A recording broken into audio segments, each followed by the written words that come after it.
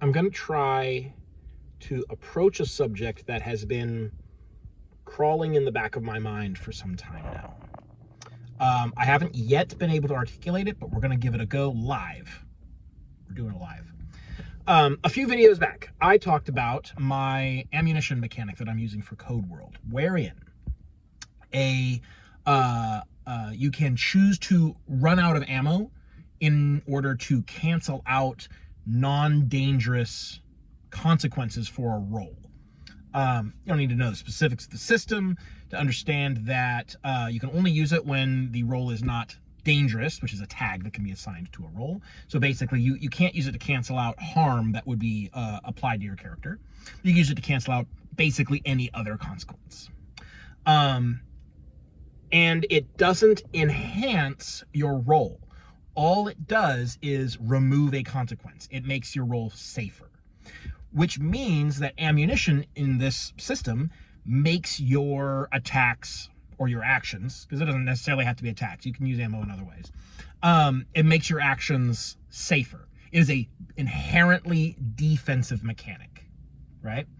Which seems really odd if you think about it. What is literally happening in fiction when you shoot a gun in a combat situation? You are expending ammunition, which you have a limited amount of, in order to make an attack at someone at range. All right? That ammunition is spent regardless, and you can't get it back, and there is a finite amount that you have before you run out. And it is sent to the enemy in order to attempt to do harm to them, right? That's how ammunition works in real life. And in the fiction of Code World or any other RPG that uses firearms, that's what's happening in that story as well. So why would I choose a mechanic that doesn't reflect that at all? Why not have you're tracking every piece of ammunition that you carry with you, and every time you use your gun, you are using 1 to whatever maximum amount, in a volley of fire, you're using an amount of that ammunition in order to make those attacks. Why would I not do something like that? Well, I think the answer is pretty obvious, on the surface. The immediate obvious answer is, well, because that's a lot of paperwork, that's a lot of admin, that's a lot of just like tracking that doesn't add any fun to the game, at least not for me. And so we're just not going to do that. But we have to have some mechanic in place, because it feels like there should be an ammo mechanic. Particularly since I'm going to have a class that bypasses the ammo mechanic and just does whatever they want with it. Like you have to have something to bypass if you're going to have a class that's about bypassing it. So you have to have some mechanic, but I don't want to do the immediately obvious thing, what one might call the simulationist approach. That is, the simulationist approach is really, really very simple. In terms of like figuring out what needs to be done, because you have a limited amount of resource, so track the resource. You expend that resource to do an action. Easy. It's a very direct kind of solution to managing like this interaction between like ammunition and a ranged attack. But what I'm doing, and what I'm starting to realize, is kind of like the way that I approach game design broadly. And so I'm probably going to see a lot more of these kinds of things going forward, is that I'm not trying to simulate a world. I'm trying to create a game that delivers a particular type of story, a particular type of experience. And so when I have the type of story that is like, genres and tropes and things like that, and the kind of experience that I want a player to have when playing this game, when I keep those in mind, I build mechanics that lead towards those goals. And what that means sometimes is that I am creating a mechanic that feels a little bit backwards, like ammo being defensive, when like logically ammunition is offensive inherently. But what is the ammunition doing in the story? Is it always inflicting harm? Well, no. In a lot of firefights, in basically any kind of like fictional firefight you've ever seen, most of the ammo hits the wall. it hits cover, it goes high, it goes wild. It doesn't hit a character. Sometimes you'll get winged. Sometimes you'll even one-shot people. But where the individual bullets end up and how much you have left is almost never important to the story. Until you get down to, like, you know, the final boss fight, like, you know, can I kill the boss? That, like, it's almost never actually important to track how much ammo you have left or where the individual bullets are going. You're just doing a thing to usually, like, lay down cover so you can move, or to get them to stop shooting at you. So you're going to do a spray of fire. You know, these are things that you can do with firearms in fiction that aren't, I'm trying to hit this person to make them dead. Like, that is something you can do with a firearm. It is not what people usually use firearms for in these kinds of, like, action sequences in movies and TV shows. And that is kind of what I'm trying to emulate, is that firearms are kind of a way to exert influence over an area or a situation in a sort of immediate sense while you are trying to do something else. A classic example of mechanics that do or do not push a particular kind of narrative forward was given to me by a friend of mine. We were talking about D&D as it, like, in the context of, like, whether or not it is suited for different genres. And so the scenario was presented as you know, a group of bank robbers has robbed a bank, and the police have them surrounded, and so there's a shootout. Well, in D&D, every character on each side, when their turn comes up, they're going to pick a target, and they're going to make an attack to try to kill the target, right? Try to reduce the target's hit points down to 0. And regardless of what you think about, like, hit points versus wound systems or whatever, the point is you are eliminating targets by making attacks.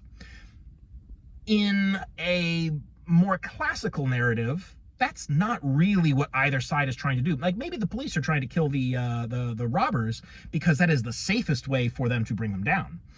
But really, that's not the goal of either side. The police would very much like for the robbers to give up. So they're going to exert a lot of force. They're going to bring a lot of presence. They're going to make their presence known. They're going to make it look like the robbers have no way to get out.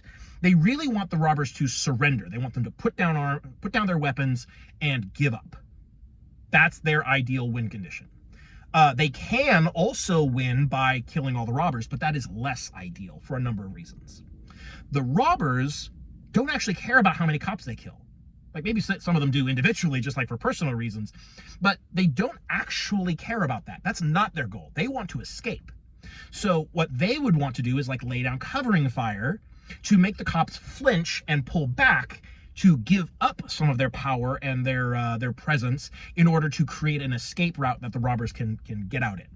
And that's really, really hard to model in a game like D&D, which takes a much more simulationist approach to these kinds of actions, you know, because they haven't included the option of, like, create covering fire. Because, I mean, like, ultimately, covering fire is more of a modern thing. It, like, requires you to be able to make a lot of attacks, and that's hard to do with a bow or a crossbow, right? So, like, D&D doesn't really cover modern firearms and how they're used in these kinds of situations.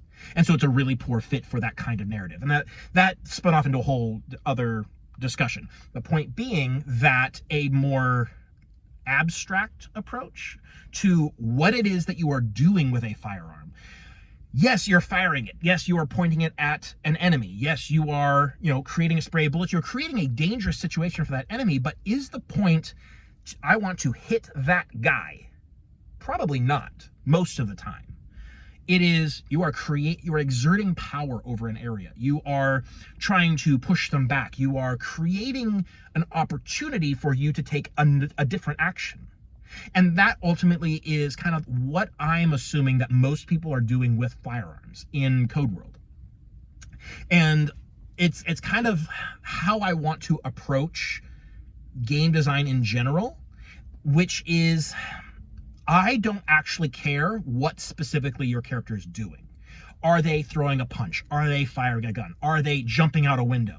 It doesn't actually matter what the individual action is. What is it that you are trying to accomplish in the narrative? Are you trying to get somewhere? Are you trying to make someone retreat? Are you trying to assert dominance? Like, what is the actual end goal, the reason why you are doing this? And I think I want to build mechanics that support that, because that is actually what's important to the story. And that's why I have designed ammunition mechanics the way I have, because it encourages characters to use firearms in ways that I think are narratively appealing and consistent with the genre that I am trying to emulate. And this kind of bridges into this idea of like, what is an action? Like, what is a character's action in a story, and how does it relate to the mechanics? And I think there is definitely like there's definitely a movement in modern RPG design where they're starting to emphasize, and I say starting like within the last 10 years, right? 10, 15 years. They're starting to move towards these kind of like, what is the narrative significance of this action, rather than what directly are you doing? You know, it's not, can I pick up the big rock? You know, which is always like the example that someone gives for like using attributes, taking actions, things like that. Like, can I pick up the big rock? Yeah, sure. I don't actually care if someone can pick up a big rock. I would not make you, like, someone's walking around like, is there a big rock? I'm like, sure, there's a big rock. Can I pick it up? Yeah. I wouldn't make you roll for that.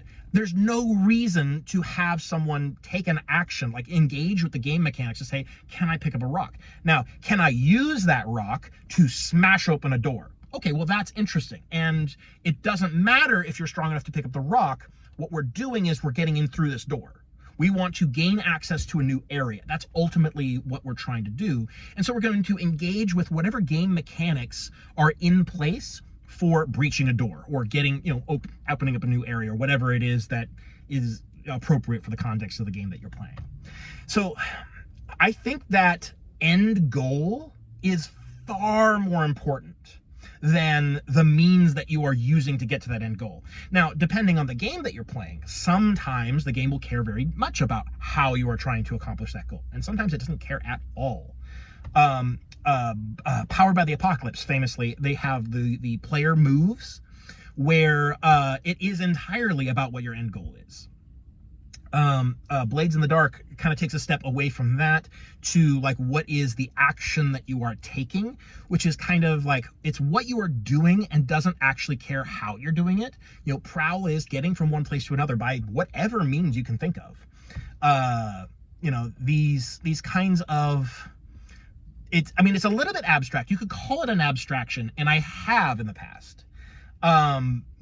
But I think it's less about being abstract and more about focusing on a different aspect of the fiction than the means to your end.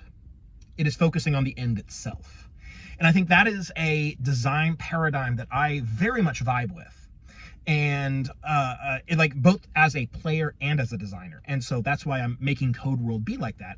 And this is something that I haven't really been able to articulate until I think today. I think this is more or less what I'm getting at, is that like, well, now I've fully lost my train of thought when I try to summarize what I've been talking about for the last 13 minutes. Yeah, so yeah, I guess that's the end of the video. My next video, I think I'm going to try to expand on this a bit, because there is more to this idea. There is more that I haven't quite gotten a hold of yet. And I'm going to try, and I'm going to come back with my next video and try to do that. Because I think that there's a lot to unpack when it comes to like abstraction versus implementation in the mechanics. I think there's a lot there that I haven't quite touched on yet. But we'll see what I come up with.